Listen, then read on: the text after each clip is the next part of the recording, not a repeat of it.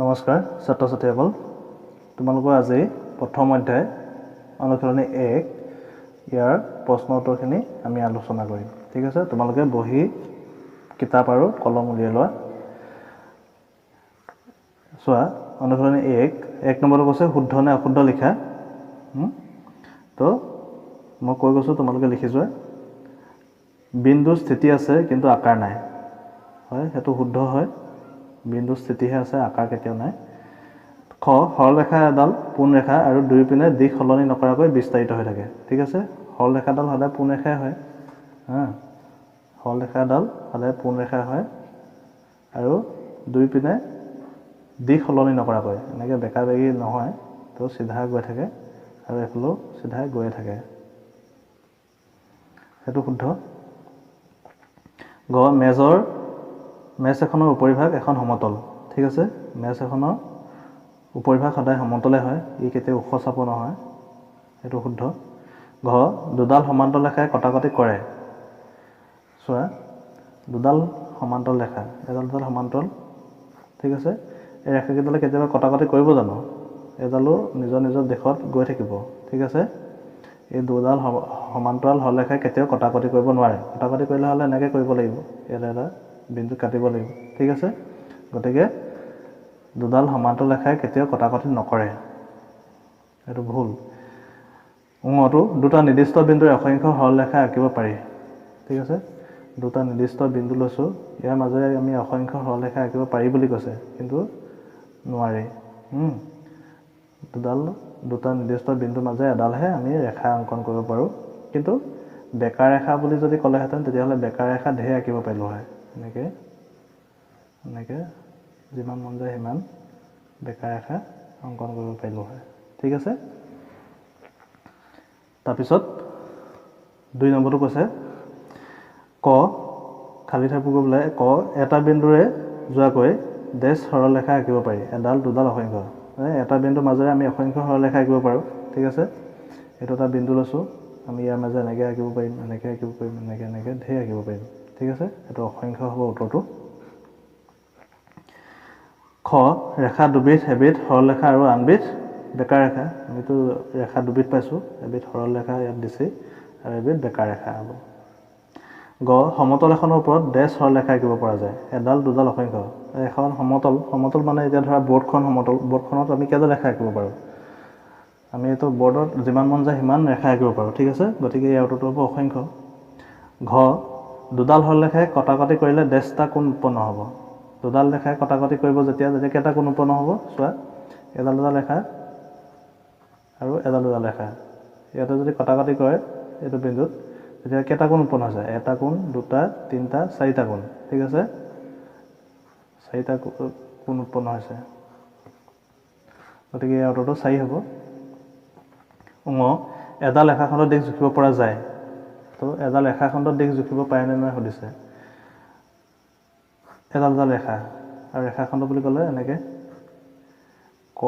আৰু খ ভাগত ভাগ কৰিলে মানে এই মাজৰ দূৰত্বখিনি ৰেখাখণ্ড বুলি ক'ব ৰেখাখণ্ডবিলাক আমি ইয়াৰ পৰা ইয়ালৈকে জুখিব পাৰোঁ ঠিক আছে গতিকে ইয়াৰ উত্তৰটো এডাল ৰেখাখণ্ডৰ দিশ জুখিব পৰা যায় তাৰপিছত আহিলে 3 নম্বৰটো চোৱা 3 নম্বৰ অংকন কৰা তোমাৰ বহীত দুডাল সমান্তৰাল ৰেখাখণ্ড অংকন কৰা সমান্তৰাল সৰলৰেখা আঁকিব কৈছে সমান্তৰাল ৰেখা আমি কেনেকৈ আঁকিব পাৰোঁ সেইটোতো মই তোমালোকৰ আগতে দেখাইছিলোঁ ঠিক আছে এতিয়া আকৌ এবাৰ মই দেখাই দিছোঁ চোৱা আমি এইটো 3 নম্বৰ ক ঠিক আছে আমি সমান্তৰাল সৰলৰেখা কেনেকৈ আঁকিব পাৰোঁ এই টিকনিকেইটাৰ সহায়ত আমি আঁকিব পাৰোঁ ঠিক আছে এনেকৈ ল'বা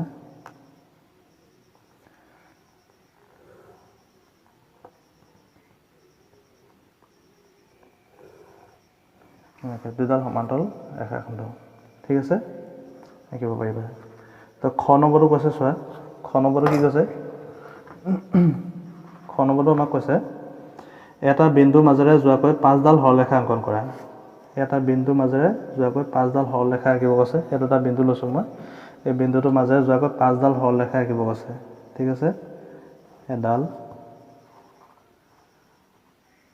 দুডাল তিনডাল 4ডাল 5ডাল ঠিক আছে 5ডাল ৰেখা আঁকিবলৈ ৰেখাবিলাকত এইবিলাক কাৰ চিনেৰে বুজাব কাৰ চিন দিবা তোমালোকে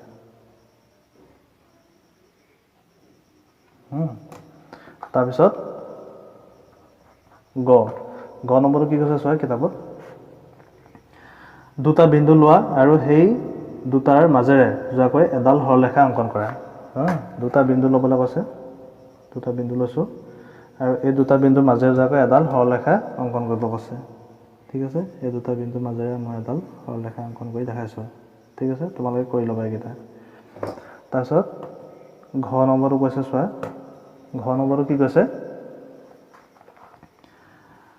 তো তিনিডাল সৰলৰেখাই কটাকটি কৰাকৈ অংকন কৰা তিনিডাল সৰলৰেখা কটাকটি কৰাকৈ অংকন কৰিব কৈছে ঠিক আছে তিনিডাল সৰলৰেখা লোৱা সৰল মানে পোন ৰেখা এডাল ৰেখা ল'লোঁ মানে চব কটাকটি কৰাকৈ অংকন কৰিব কৈছে সিডালে সিডালৰ লগত কাটিব লাগিব ইয়াতে গোটেইকেইডালে কাটাকাটি কৰিছে এইটো ক বিন্দুত এইটো খ এইটো গ বিন্দু কাটিছে ঠিক আছে এনেকৈ কৰিবা তাৰপিছত ঙ নম্বৰটো কৈছে চোৱা ঙ নম্বৰটো কি কৈছে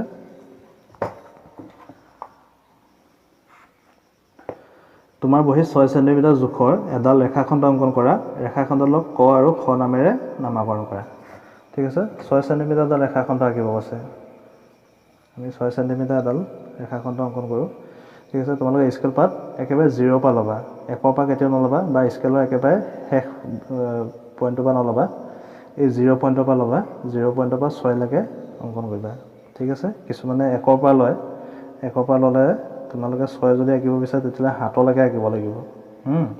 তো মই 0 পৰা ল'লোঁ 0 পৰা ল'ব লাগিব 6 লৈকে তেতিয়া 6 চেণ্টিমিটাৰ হ'ব ঠিক আছে আৰু এই গ'ল ক আৰু খ নামেৰে নামাকৰণ কৰিব কৈছে